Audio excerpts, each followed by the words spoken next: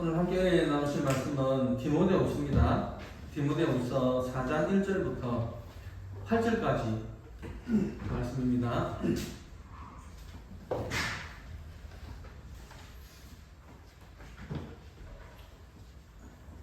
같이 보겠습니다.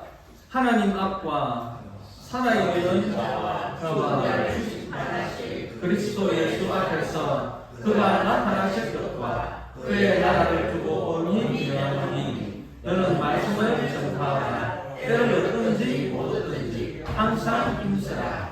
범사의 오래 참음과 가르침으로 경책하며 경계하며 권하라. 때가 이르리니 사람이 많은 교훈을 받지 아니하며 귀가 가려워서 자기의 사역을 따를 스승을 많이 두고 또 그 귀를 시기에 돌이켜 허탄한 이야기를 따르리라. 그러나 너는 모든 일에 신중하여 고난을 받으며 전도자의 일을 하며 내 직무를 다하라. 전제와 같이 내가 벌써 구워지고 나의 끝날 시간이 가까웠도다. 나는 선한 싸움을 싸우고 나의 달려갈 때를 마치고 믿음을 지켰으니 이제부로는 나를 위하여 의의 결과니 내게 되었으므로 주 곧 의로우신 재판장이 그 날에 내게 주실 것이며 내게만 아니라 주의 나타나심을 사모하는 모든 자에게 있습니다. 아멘. 오늘 말씀의 제목은 달려갈 길을 마친 후에입니다.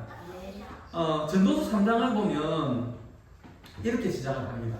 범사에 기한이 있고 천하만사가 다 때가 있나니 날 때가 있고 죽을 때가 있으며 고대 진나라에 시왕이라고 하는 임금이 살고 있었습니다. 그는 왕이기 때문에 하루하루를 호의호식하면서 권력을 누리고 쾌락을 즐기며 살았습니다. 그런데 그에게도 늙음이 찾아왔습니다. 그는 자신의 늙음을 인정하고 싶지 않았습니다. 그래가지고 부하들에게 죽지 않는 방법을 연구해라고 명령을 내렸습니다. 늙지도 않고 병들지도 않고 죽지도 않는 약을 만들으라고 그 부하들을 몰아쳤습니다. 불로초를 구해오라고 생떼를 썼지만 그도 결국은 죽음을 피하지 못하고 죽고 말았습니다. 인간은 유일하게 죽는다는 것을 아는 존재입니다. 그래서 현명한 사람은 죽음을 알고 지혜로운 사람은 죽음을 생각합니다. 하나님으로부터 최고의 그 지혜를 받은 솔로몬도 전도서 7장 2절에 보면 이렇게 말씀하고 있습니다. 초상집에 가는 것이 잔치집에 가는 것보다 나으니 모든 사람의 끝이 이와 같이 됨이라. 산자는 이것을 그의 마음에 둘지어다. 4절의 말씀인데요. 지혜자의 마음은 초상집에 있으되 우매한 자의 마음은 보는 집에 있느니라 라고 했습니다. 이 말씀이 무엇을 말하느냐 하면 사람은 항상 죽음을 생각하며 살아야 된다라는 것입니다. 죽음이 멀리 있지 않습니다. 지금 세계 곳곳에 전쟁이 일어나고 있죠. 그 전쟁으로 말미암아서 죽는 사람들도 엄청나게 많이 죽습니다. 또 전쟁 말고도 자연적으로 죽는 사람들이 이 세계적으로 볼 때에 초당 3명이 죽는다고 합니다. 초당. 그리고 1시간에 3만 명이 죽는다고 합니다. 그러다가 언젠가 내 차례도 올 것입니다. 죽음은 평등하고 공의로운 것이기 때문입니다. 문제는 이 죽음을 어떻게 생각하느냐, 내가 어떻게 받아들일 것이냐 하는 것입니다. 인간이 죽음이라는 것을 잊어버리고 두려움 없이 초연하게 살 수 있다면 그것은 성공한 삶일 것입니다. 보통 환자들이 이제 의사로부터 진단을 받고 몇 개월 살겠습니다 이렇게 진단을 받고 나면은 나타나는 반응들이 심리적인 그 반응들이 5단계로 나누어진다고 합니다. 첫 번째 단계는 그 죽음을 부정하는 단계입니다. 그럴 수 없다는 것이죠. 내가 죽을 수 없다는 것입니다. 그래서 강력하게 그것을 부정한다라고 합니다. 서두에도 말씀을 드렸지만 사람은 누구나가 알고 있습니다. 다 인정합니다. 자기가 죽는다는 것을 알고 있고 인정합니다. 그런데 그 당연하고 자연스러운 일을 부정한다는 것이죠. 모든 가치가 한순간에 부정되는 단계입니다. 두 번째는 분노한다는 것입니다. 내가 왜 죽어? Why me? 내가 왜 죽어? 세상에 죽을 사람들이 널렸고 널렸는데 왜 내가 죽어야 하느냐? 내가 왜 죽느냐? 그리고 하필이면 이때. 그래서 지금은 내가 죽을 때가 아니라는 것입니다. 이런 모습으로 내가 죽을 수 없다는 것입니다. 그래서 분노한다고 합니다. 세 번째는 타협을 하게 된답니다. 시간이 지날수록 신이 나를 부르신다면 그의 뜻대로 따를 수밖에 없음을 인정하면서 잘 죽는 것이 좋겠음을 받아들인다는 것이죠. 그리고 타협을 합니다. 과연 나는 어디로 가게 되고, 그리고 나는 무엇을 생각해야 되는지 곰곰하게 생각을 하면서 타협점을 찾는다는 것입니다. 네 번째는 낙심을 한다고 합니다. 죽음이라는 것을 앞에 두고 보니 너무나 험한 생을 살았습니다. 너무나 의미 없는 삶을 살았습니다. 하지 말아야 될 나쁜 짓들도 많이 하면서 살았기 때문에 자기 실망, 자기 불신, 자기 허무에 빠지게 된다고 합니다. 그러다가 다섯 번째가 되면 죽음이라는 사실을 수락하는 마지막 단계에 이른다고 합니다. 무서워도 할 수 없고 부끄러워도 할 수 없습니다. 잘못되었어도 어쩔 수 없는 것입니다. 이 모습 이대로 받아들이고 죽어야 하기 때문에 체면 내지 수락을 하게 된다는 것입니다. 일어나야 할 일이 일어났는데 우리는 마치 일어나면 안 되는 일이 일어난 것처럼 죽음 앞에서 놀라고 있습니다. 왜 놀랍니까? 평소에 이 죽음이라는 것을 생각하지 않고 살아왔기 때문입니다. 우리는 사는 것도 잘 살아야 되지만 죽는 것도 잘 죽어야 합니다. 그러려면 먼저는 죽음의 보편성을 인정하고 고백할 줄 알아야 합니다. 죽음의 보편성을 받아들여야 합니다. 사건마다 시간마다 새롭게 고백할 수 있어야 합니다. 내가 왜 죽어야 하는데, 왜 이 모양으로 죽어야 하는데 하고 하나님이 선택하신 그 시간에 이의를 제기하지 말아야 합니다. 우리가 잘 죽기 위해서는요, 첫 번째로 죽음에 대해서 스스로 구체적인 기도를 해야 되겠습니다.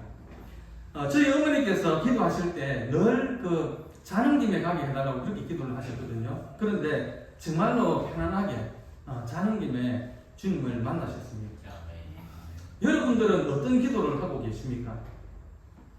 하나님이 택한 방법에 따라서 나에게 이러한 죽음을 주옵소서. 참으로 중요한 기도 제목입니다. 우리는 영원한 천국을 생각하는 성도들입니다. 그런데 죽음이라는 단어가 왜 이렇게 어색하고 불편하고 거북합니까? 여러분은 어떤 죽음을 원하고 있습니까? 죽음에 대한 그 고통의 절반은 Why me? 내가 왜 죽어? 이렇게 생각하기 때문에 고통이 더해진다는 것입니다. 사실은 Why me? 내가 왜 죽어가 아니고 Me too. 나도야. 나도 죽어. 이렇게 생각해야 한다는 것이죠. 두 번째는 죽음 앞에서의 죄책감입니다. 너무 많은 죄를 범했고 너무 잘못 살아왔기 때문입니다. 그 죄책감이 죽음의 공포를 더 가중케 합니다. 디모데후서 4장 7절 8절 말씀 같이 보겠습니다. 나는 선한 싸움을 싸우고 나의 달려갈 길을 마치고 믿음을 지켰으니 이제부로는 나를 위하여 의의 열관이 예비되었으므로 주 곧 의로우신 재판장이 그날에 내게 주실 것이며 내게만 아니라 주의 나타나심을 사모하는 사도 바울의 인생은 참으로 깨끗하고 선명한 일생이었습니다. 물론 처음에 예수님을 만나기 전에는 핍박자였고 박해자였지만 주님을 만나고 나서부터는 표대만 바라보면서 달려갔습니다. 그렇기 때문에 6절에 보면은 전제와 같이 내가 벌써 부어지고 나의 떠날 시각이 가까워왔지만 죽음이 그의 앞에 있지만 그는 두렵지 않습니다. 이것이 그리스도인입니다. 만약에 마라톤 선수에게 꼬린 지점이 없다면 어떻게 되겠습니까?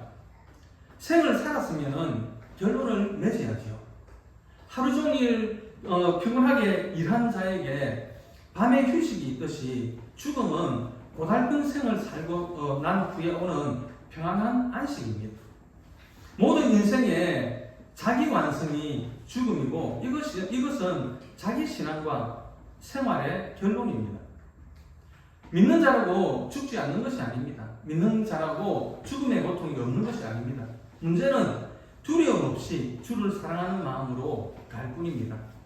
누구에게나 생리학적인 죽음은 불가피한 것이고 보편적인 것입니다. 우리는 기다리고 인정하며 죽음에 대한 새로운 신앙을 시간 고백해야 되겠습니다. 그러면서도 도덕성을 극복해야 됩니다. 우리는 죽음에 대한 생각을 할 때에 우리 조상 아담을 원망합니다. 만약에 아담이 그 선악과를 안 따먹고 죄를 짓지 않았다면 인간에게 생리학적인 죽음이 없지 않았을까? 없을 수도 있겠죠. 그런데 이 부분은 신학적인 연구가 있어야 할 것입니다. 그러나 그것을 떠나서 죽음은 안식이고 상급이다 이렇게 이해하는 것이 좋을 것 같습니다. 세 번째는 죽음의 다른 성격을 찾아야 합니다. 죽음에는 영적인 죽음이 있고 또 육적인 죽음이 있습니다. 아담이 범죄함으로 하나님과 관계가 끊어졌습니다. 이것이 영적인 죽음입니다. 영적인 죽음은 하나님과의 관계가 끊어지는 것으로 근본적인 것입니다. 생리학적인 죽음은 그 다음에 따르는 것입니다. 사도 바울은 고린도후서 5장 1절에서 이렇게 말씀을 했습니다. 만일 땅에 있는 우리의 장막집이 무너지면 하나님께서 지어진 집 곧 손으로 지은 것이 아니요 하늘에 있는 영원한 집이 우리에게 있는 줄 아느니라 라고 했습니다. 이 세상은 잠깐 천막을 치고 살다가 그 천막이 낡아지면 벗어버리는 것입니다. 죽음은 자유와 참 생명을 말하는 것이며 다른 차원의 생명으로 향하는 완성을 의미하는 것입니다. 죽음의 유형에는 대표적으로 두 가지가 있죠. 그리스도의 죽음과 아담의 죽음입니다. 아담은 하나님께 범죄해서 죽었지만 그리스도의 죽음은 우리를 사랑하사 희생하시고 죽으신 자원적인 의로운 죽음입니다. 이 죽음은 구속의 죽음입니다. 구원받은 죽음입니다. 부활 이전에 필요한 생명의 단계로서의 죽음입니다. 그리스도 안에 있는 죽음은 부활이 있기에 생명의 죽음입니다. 영생을 얻는 죽음이고 이것은 일반적인 죽음과는 다른 것입니다. 그러므로 영생 중심의 세계관, 하나님 나라를 중심으로 하는 세계관을 가져야겠습니다. 영생을 중심으로 이 세상을 바라보면 허무뿐입니다. 소유를 중심으로 가치관을 평가하면 죽음은 허무하고 무상하지만 존재를 중심으로 생각하면 죽음은 완성이고 성공입니다. 순교자는 소유로 보면 무소유죠. 아무것도 없죠. 장례식마저 없을 수도 있습니다. 그러나 순교자가 되었다는 존재적인 의미가 있기 때문에 가치가 있는 것입니다. 마태복음 5장 10절 말씀인데요. 의를 위하여 박해를 받은 자는 복이 있나니 천국이 그들의 것입니다. 즉 핍박받는다는 것은 소유로서의 무를 의미하지만 핍박받는 자가 되었다고 하는 그 존재는 완성을 의미하는 것입니다. 이것이 요한계시록에서 말씀하는 순교자에게 내리신 축복입니다. 찬송가 345장에 캄캄한 밤 사나운 바람 불 때 이 곡을 작사한 고 김화란 박사는 역사적으로 볼 때에 봉과가 있는 분입니다. 그래도 광복이라든지 아니면 그 6.25의 혼란스러운 그 시대를 믿음으로 살아냈던 분이다. 그렇게 저는 평가를 합니다.